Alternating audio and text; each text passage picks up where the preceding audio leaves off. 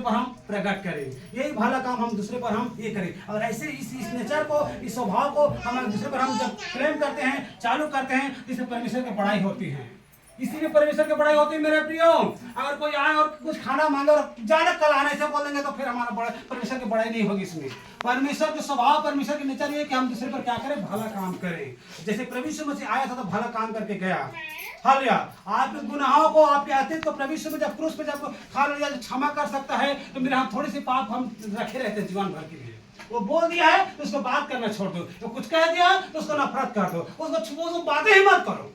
जब प्रभु यीशु मसीह आपके जन्म से लेकर अभी तक के पाप को जब एक ही पल में जब क्षमा कर सकते हैं मेरे प्रियो, तो हम उसके हालेलुया थोड़ी से पाप हम क्या नहीं क्षमा कर सकते?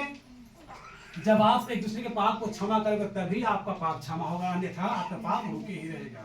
Hallelujah, hallelujah. और योना को निकालिए, योना के विषय में, योना।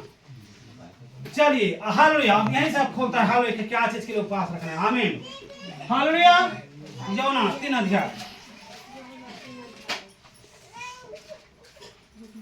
तब यह वचन दूसरी बार योना के पास पहुंचा, उठकर उस बड़े नगर नीनवे को जा और जो हालेलुया जो तुझसे कहेगा उसका उस प्रचार कर। तब योना यहोवा के वचन के अनुसार से नीनवे को गया। हालेलुया। एक बहुत बड़ा नगर था, वह 3 दिन का यात्रा था। योना ने प्रवेश करके 1 दिन की यात्रा पूरी की और यह प्रचार तक करता गया। आज के बाद 40 दिन के तीसरे बीतने पर नीनवे उलट दिए जाएंगे। हालेलुया। मेरे प्रियो, परमेश्वर ने योना को नीनवे भेजा कि जाकर वहां पर तू जाकर मेरे प्रचार को तू बता कि वहां के लोगों से मैं बहुत गुस्सा में हूँ, मैं प्रकोप में हूँ। हाल मेरा क्रोध भड़क उठा है क्योंकि वहां के लोग सब मूर्ति पूजक थे, सब गाली देखने वाले थे, सब नशा करने वाले थे। एक भी प्रभु यीशु मसीह के नाम से पूछने वाला नहीं था, कोई परमेश्वर के भाई मानने वाला नहीं था, एक भी कोई प्रभु यीशु मसीह की हर तारीफ करने वाला नहीं मिला। तो योना को उस जगह में भेजा कि जाकर जाओ उस नीनवे शहर में और तो जाकर प्रचार कर कि आज के बाद 40 दिन के बाद नीनवे तबाह कर दिए जाएंगे। हालेलुया।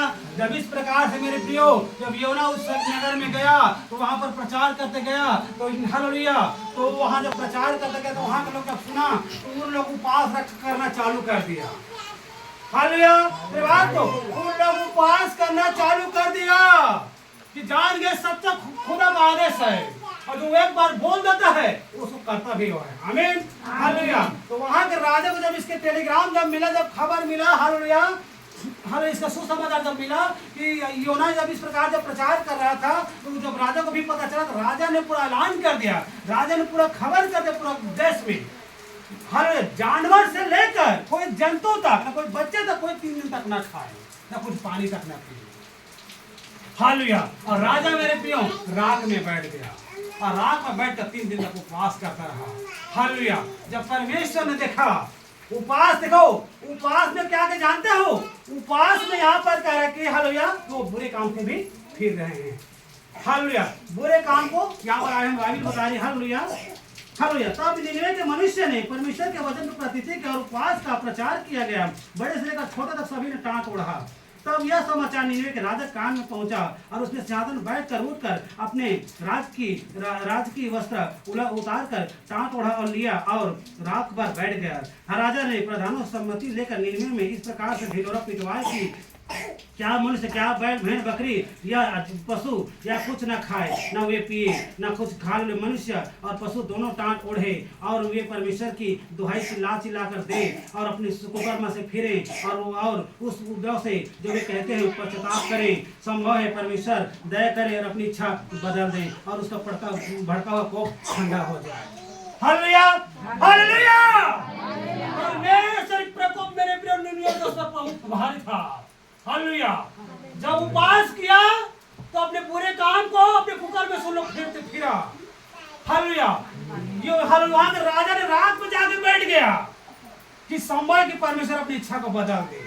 जब परमेश्वर उपवास में नहीं बदला था उनको, जानते हो उपवास का रिजल्ट नहीं था वो, उसके मन फिराने के रिजल्ट था, अपने बुरे काम को छोड़ने का रिजल्ट था। जब परमेश्वर ने देखा कि ये लोग बुरे काम को छोड़ रहे हैं, अपने विचार को बदल रहे हैं और मेरे प्रति विश्वास कर रहे हैं और जानवर से लेकर जंतु से लेकर भेड़ बकरी तक उपवास रख दिया 3 दिन तक, कोई कुछ ना खाए, ना कुछ पानी ना पिए, क्या जाने सच्चा परमेश्वर अपना इरादा बदल दे। और परमेश्वर जब देखा मेरे प्रियो, तो परमेश्वर ने अपनी इच्छा को बदल दिया, क्योंकि वो देश को मारने पर था, वो देश को परमेश्वर मारने पर था, क्योंकि वहां पर एक विश्वासी नहीं मिला।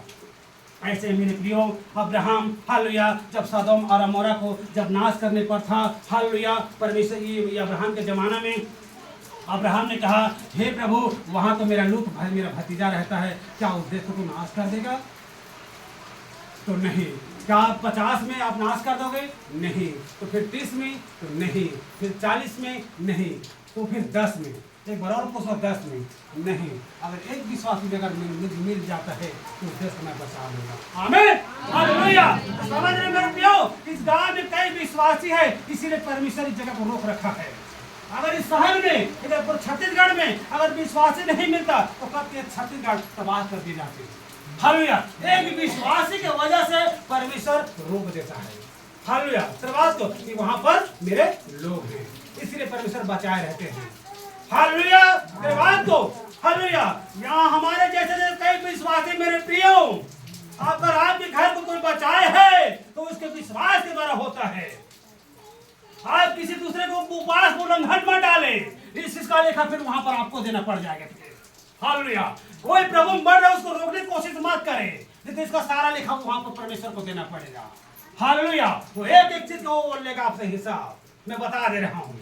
हालेलुया। उपवास रखो तो अपने पहले क्या चीज को उपवास रखें? मन फिराने के उपवास रखें, अपने बुरे काम छोड़ने को पास रखें। ये नहीं कि हमें धन मिल जाए, ये हमें नहीं कि हमें बड़े से बड़े हमारा घर बन जाए। पहले अपने बुरे काम को छोड़ नहीं हो और मांग रहे कि धन की बात बोल रहे हो। पहले अपने बुरे काम के लिए आप हालेलुया को उपवास रखना चालू करें। ये होता है उपवास।